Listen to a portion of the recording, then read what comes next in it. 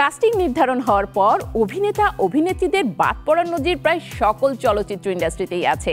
এক্ষেত্রে বাদ যায়নি বাংলাদেশ চলচ্চিত্র মাধ্যমও। সম্প্রতি একটি চলচ্চিত্র থেকে বাদ পড়েছেন এ সময় জনপ্রিয় অভিনেত্রী দিঘি, জড়িয়েছেন নতুন বিতর্কে। কি সেই বিতর্ক, চলুন জেনে আসি বিস্তারিত।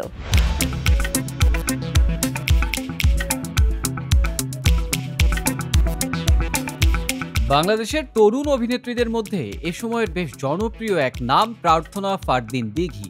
শিশু শিল্পী হিসেবে চলচ্চিত্র জগতে যাত্রা শুরু করলেও বর্তমানে নায়িকা হিসেবেই কাজ করে যাচ্ছেন বিভিন্ন চলচ্চিত্রে। প্রায় নিয়মিতই চলচ্চিত্রে কাজ করলেও বিতর্ক যেন তার পিছু ছাড়ছে না। সম্প্রতি টগর সিনেমা থেকে বাদ পড়া নিয়ে নতুন করে জড়িয়েছেন বিতর্কে। একই সাথে জড়িয়েছেন সিনেমার পরিচালকের সঙ্গে দ্বন্দ্বে। প্রথম ঘোষণায় সিনেমার টিজারে নাম থাকলেও শুটিংয়ের আগে টগর সিনেমা থেকে বাদ পড়ে যান দিঘি। তার পরিবর্তে নেওয়া হয় আরেক জনপ্রিয় নায়িকা পূজা চেরিকে।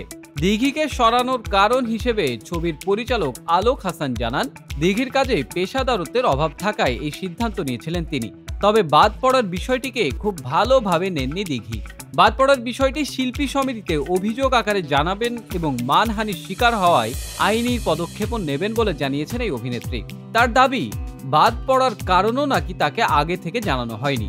দিঘির এই মন্তব্য দাবির প্রেক্ষিতে জবাব দিয়েছে টগর সিনেমার প্রযোজনা প্রতিষ্ঠান AR মুভি নেটওয়ার্ক। দিঘির বিরুদ্ধে একাধিক অভিযোগ এনে প্রযোজনা প্রতিষ্ঠানটি এক ফেসবুক পোস্টে দিঘির উদ্দেশ্যে লেখে, বরং নিজের পেশাদারত্বের দিকে মনোযোগ দিলে ভালো করতেন। একটি প্রজেক্টে অনবোর্ড হওয়ার পর দিনের পর দিন পার হয়ে যায়, তিনি স্ক্রিপ্টের ফাইনাল ড্রাফট পড়ার সময় পান না। পরিচালকের ফোন মেসেজের রিপ্লাই করতে 24 থেকে 48 ঘন্টা পেরিয়ে যায়। কন্টেন্ট প্রমোশনের সময় পান না। এমন পরিস্থিতিতে একটা প্রযোজনা প্রতিষ্ঠানের করণীয় কি থাকে? একটা প্রজেক্টের শুরুতেই যদি এত অনীহা ও দায়িত্বহীনতা কাজ করে, তাহলে রিলিজের সময় কি হবে?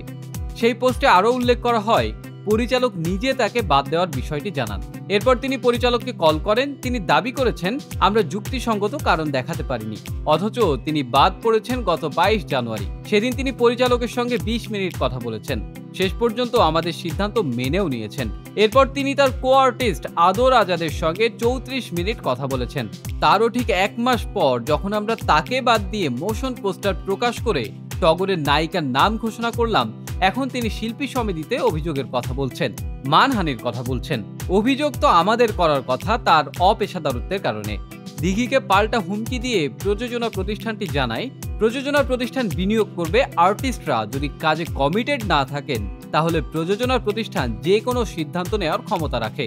পোস্টে আরও বলা হয়, দিঘির অপেশাদারত্বের আরেকটি নমুনা হচ্ছে প্রযোজনা প্রতিষ্ঠানের সিদ্ধান্ত মেনে নিয়ে 1 মাস পর অভিযোগের হুমকি দিচ্ছেন। তিনি যদি এ বিষয়ে আর জল ঘোলা করেন, তাহলে প্রমাণস্বরূপ 22 জানুয়ারি হওয়া তার সঙ্গে টিমের 2টি কনভারসেশনের অডিও অনলাইনে আপলোড করে দেব।